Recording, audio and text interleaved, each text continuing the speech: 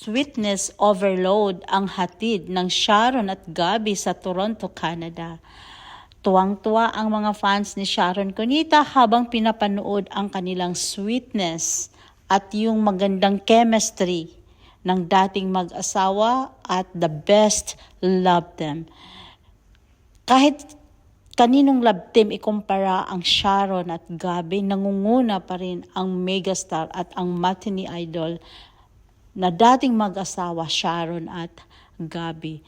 Talaga namang tuwang-tuwa ang mga fans nanonood sa kanilang mga idol. At game na game si Sharon Cunita na nakipag-joke kay, nakapagberuan kay Gabby Concepcion. Dahil alam naman talaga natin na may kanya-kanya na silang pamilya.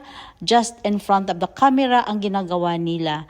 Parang masaya ang kanilang mga fans dahil sila ay naka-move on na pero ang mga fans nila ay hindi pa naka-move on. Kaya ito guys, panoorin natin.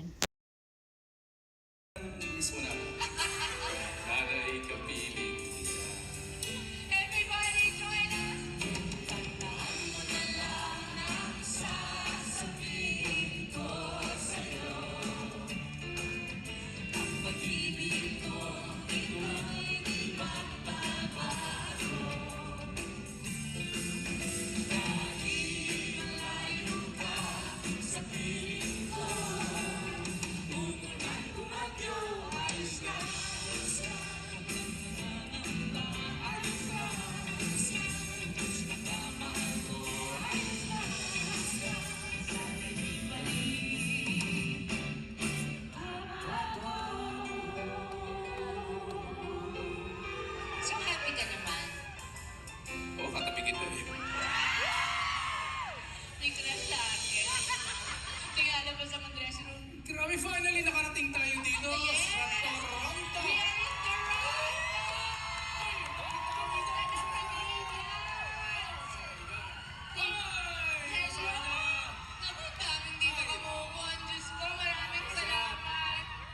We are in so happy to be here.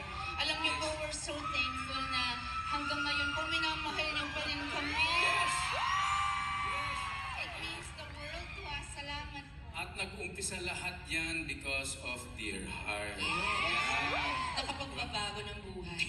O nga, pagkatapos nun na, alam mo, naging close tayo katulad na nakita nyo sa video, di ba? Naging close kami dahil gumawa kami ng pelikula. Kung hindi dahil sa pelikulang yon, talagang Hindi kami magkakakilala. walang Casey. At kung ano-ano pa. Pinakamaganda kong anak yon kasi ako nanay. Aminin na natin. Hindi lahat naman ang anak mo cute, pero aminin na natin. Pag Diyos ang nanay, ibang labas. Sorry, ang kapal ko ngayon. Sorry, joke Okay lang. lang. Joke lang na hindi rin. Sana nga, naging lima yun eh. Hindi. Gusto mo nun, 8. Okay naman ako. Ilan ba ang gusto mong anak natin? Hindi na natin kaya. Paglabas nun, natadi ko. Kaya mo pa yan. Ay, Diba? Lord. Kaya pa niya, di ba? Baka alien, wag na.